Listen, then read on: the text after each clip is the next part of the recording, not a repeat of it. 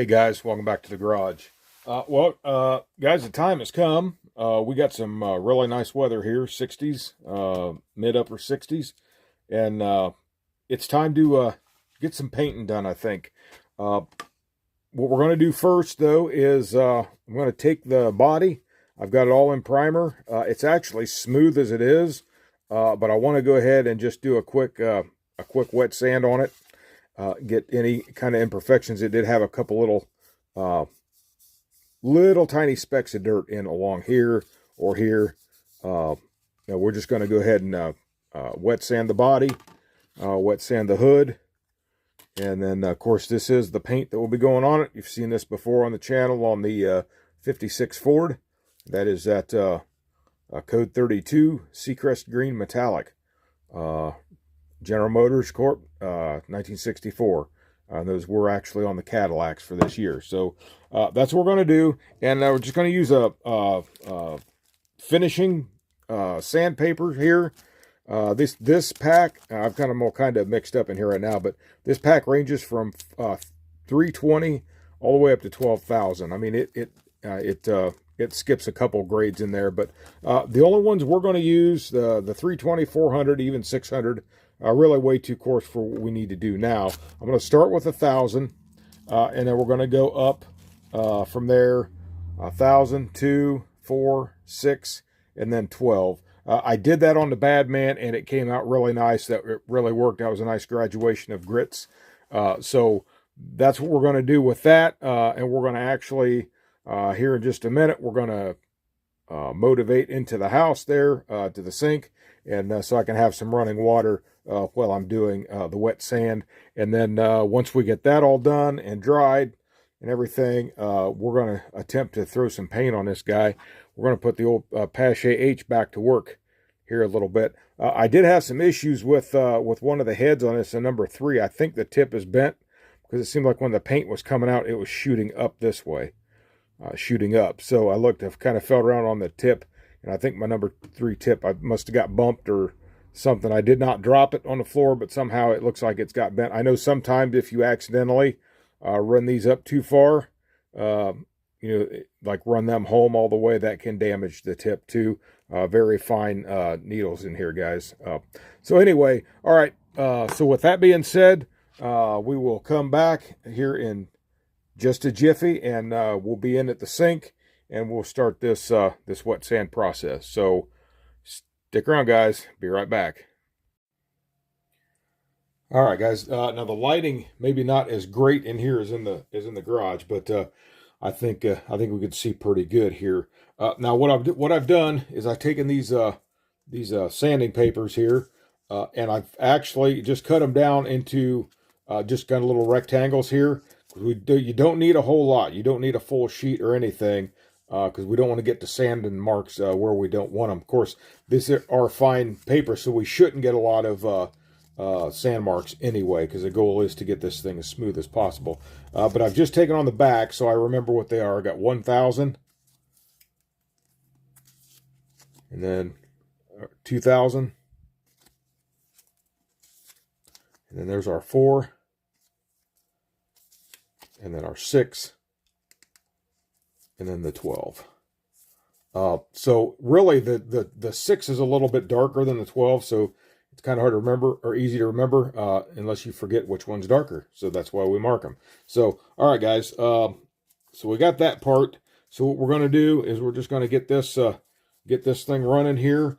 I'm going to probably start out with this, and then I think I'm going to time lapse, just so we don't burn up a whole lot of extra time.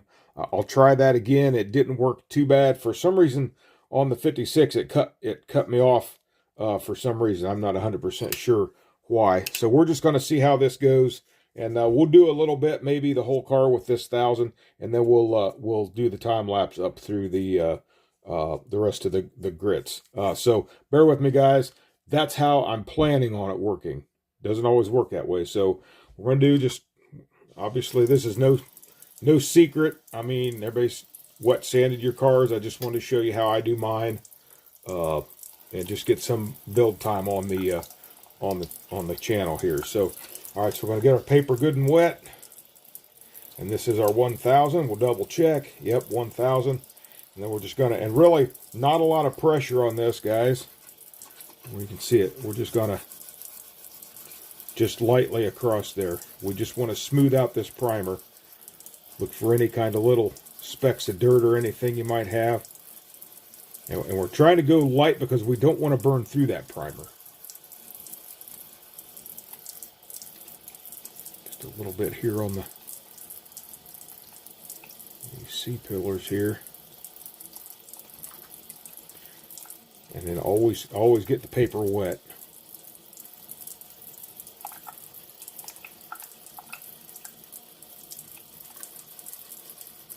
Just back across. And so very little pressure.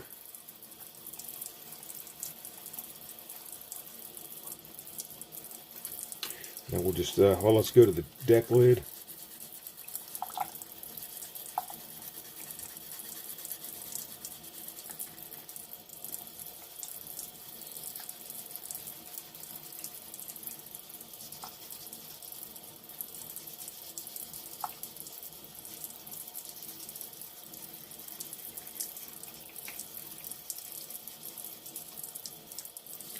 We'll hit the sides lightly here.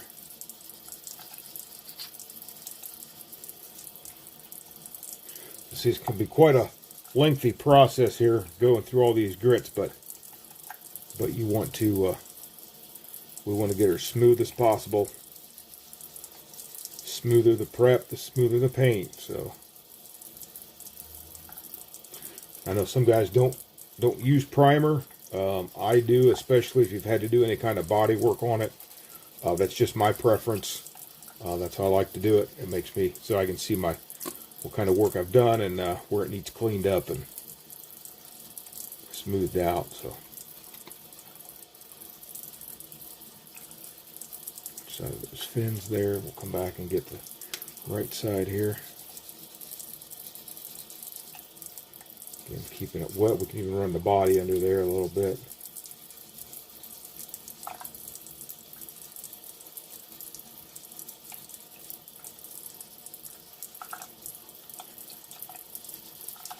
Again, now I've done most of this body already before. I had all this done before I primed it that last time, but it was actually ready for paint, so I thought, as I talked about this area back here, where it had melted from, you can see how this right here, where that old interior and the glass was glued in, and it just had melted through the other side, so I had to clean that up. So most of this is going to just need hit lightly. I don't anticipate a lot of issues with this. And if we can get some paint on this guy and get him rolling, we'll have another Johan come alive. Bring it to you right here on the channel. Okay, so that, let's kind of rub that. Now that's not leaving a whole lot of marks on there, but as, I don't know if you can see this as it's really not leaving a whole lot of marks, but as we go through the rest up to 12,000, that's really going to smooth that out and start to look better. So then we'll go to the 2,000 next. Now guys, I'm going to try this lapse, and we'll see where it takes us. So bear with me, guys. Again, I'm not that familiar with this yet. Did it only one time. We'll see where it goes. Be right back.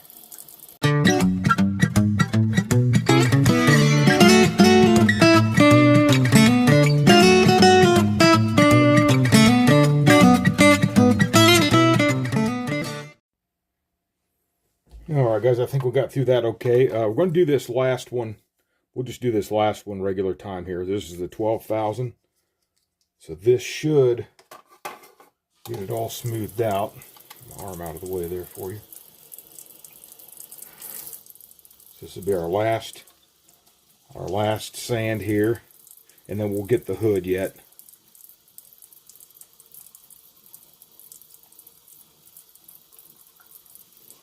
Get these in here.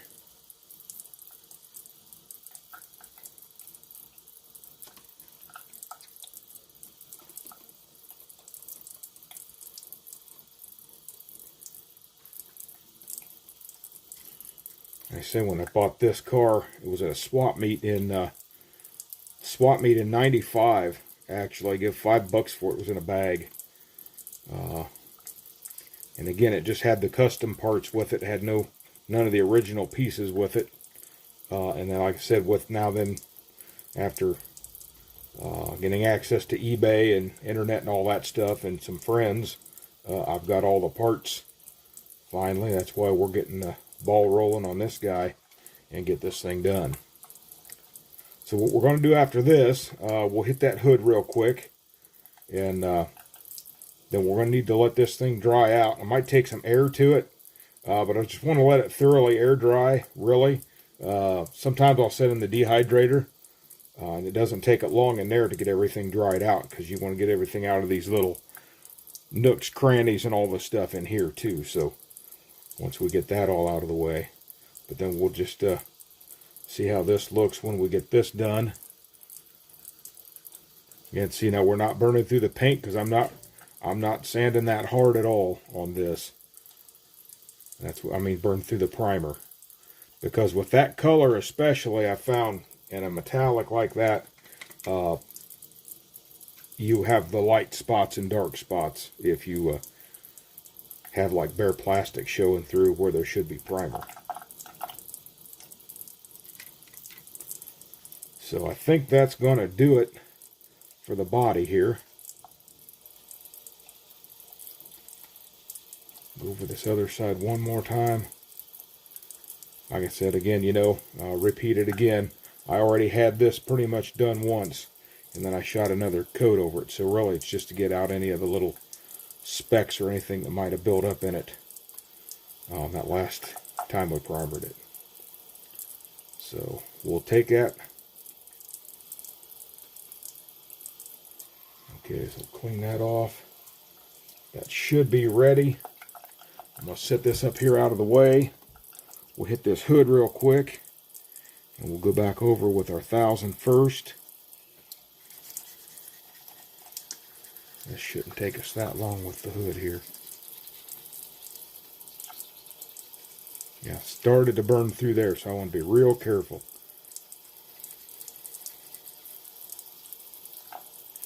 So it's got that. My 2000.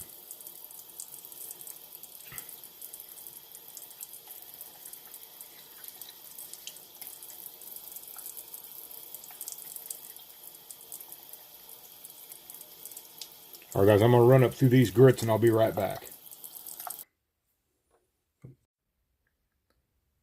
Alright guys, that completes that process. What I ended up doing, guys, after the footage of the wet sanding, I actually went back and went over it again, because I discovered, I think, what I was doing.